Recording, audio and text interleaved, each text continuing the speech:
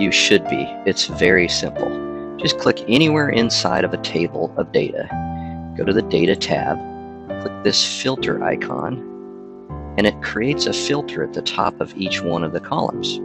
When you click on one of these, it shows you all the unique options listed anywhere in that column, and you can turn them off, select one in particular, or two or three, or as many as you like, hit OK, and it filters out only those rows of data that match that filter.